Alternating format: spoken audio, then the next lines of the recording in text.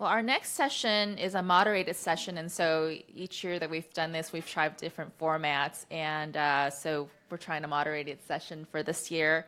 The title for this session is Addressing the U.S. Seafood Supply and Demand, and it's being moderated by Dr. Scott Nichols. He is the founder and principal of Foods Future.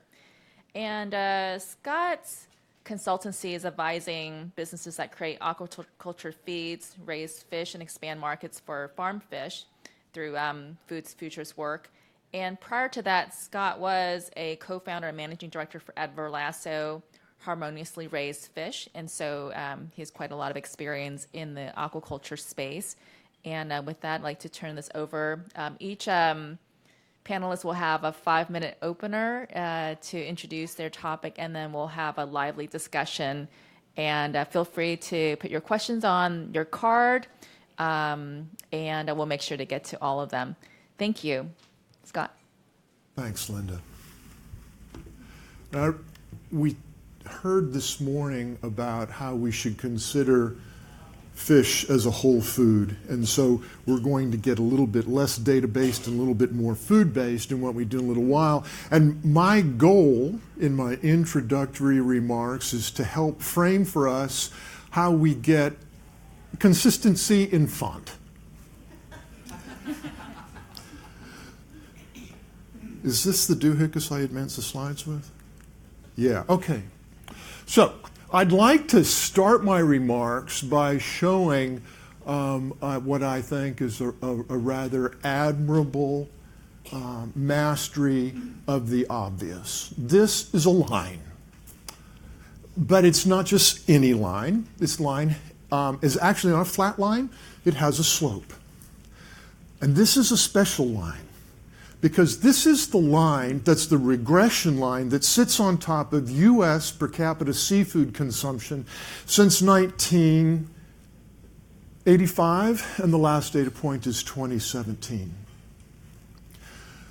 And so when you think about that, and you think about all the things that we heard from Tom and Joe and Susan this morning, the question comes up, why? Why in the world does that happen? So, in keeping with a theme of whole foods, these are sardines that were cured for 4 days in blood orange juice and lemon juice, and the green stuff on top is marjoram. Okay, back to the seafood though.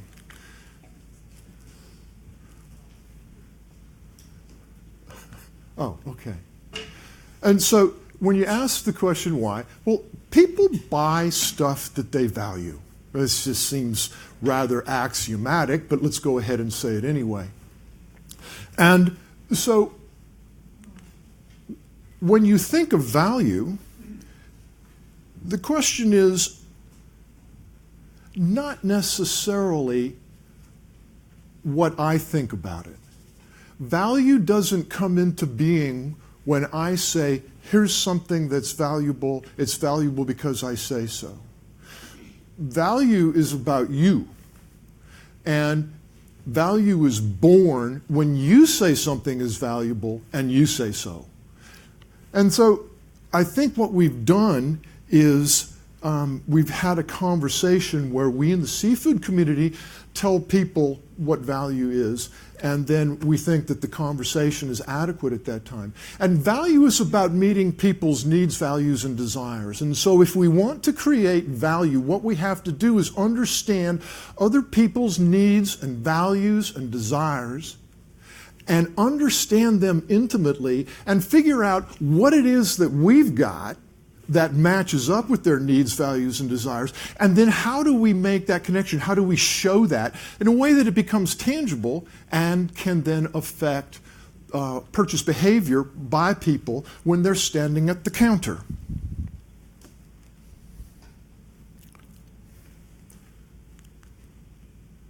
So here are some examples over the next moment of that. So somebody says, "Isn't the sky lovely today?" And then they look at you and you say, I really don't know why I can't master this little clicker. I hate it when the clicker's smarter than I am.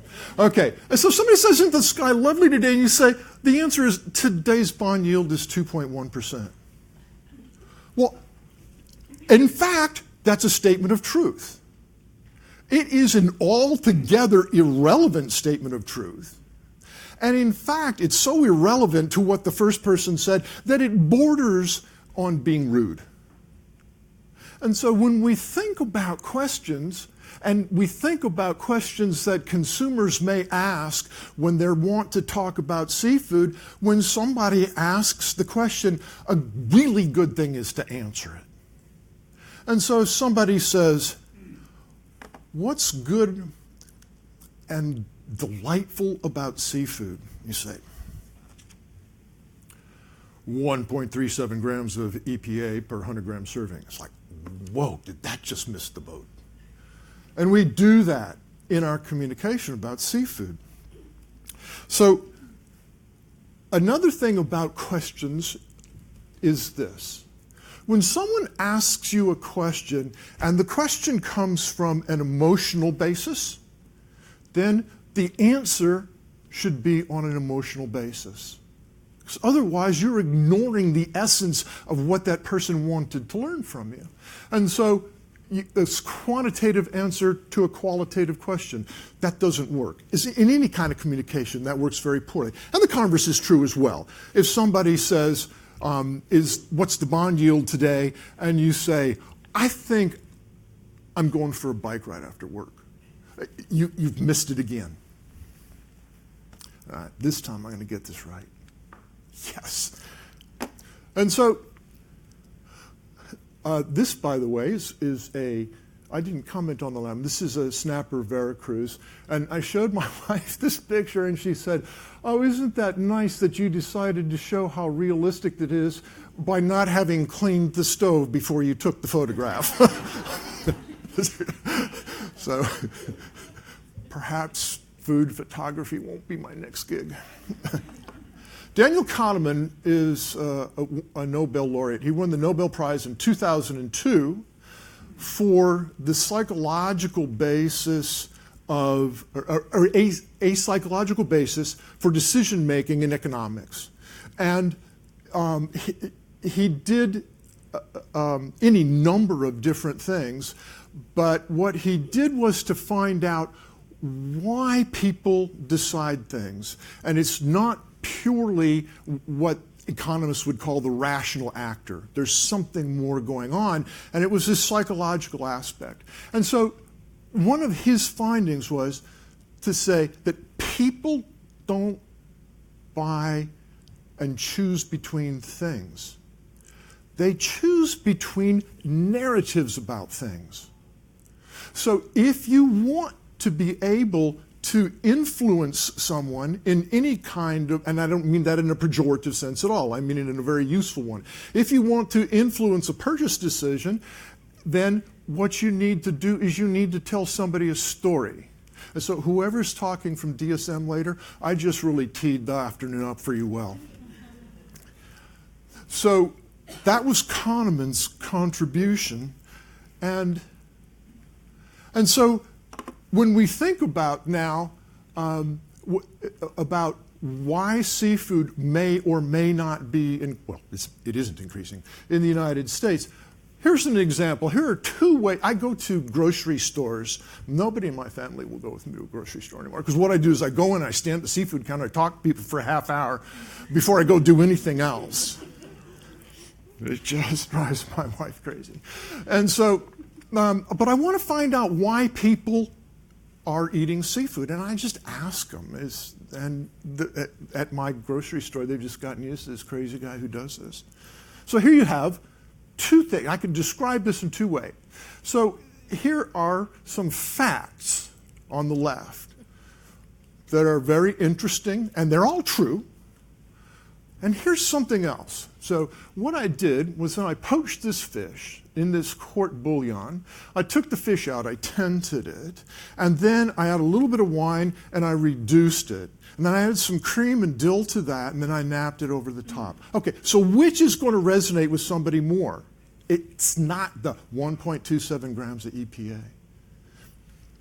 So I think that if we want people to eat more fish, if we want to grow the font on the first slide of demand, I do think we have a presumptive data set that says what you've done didn't work. Do something else. And I think the way that we approach people needs to change.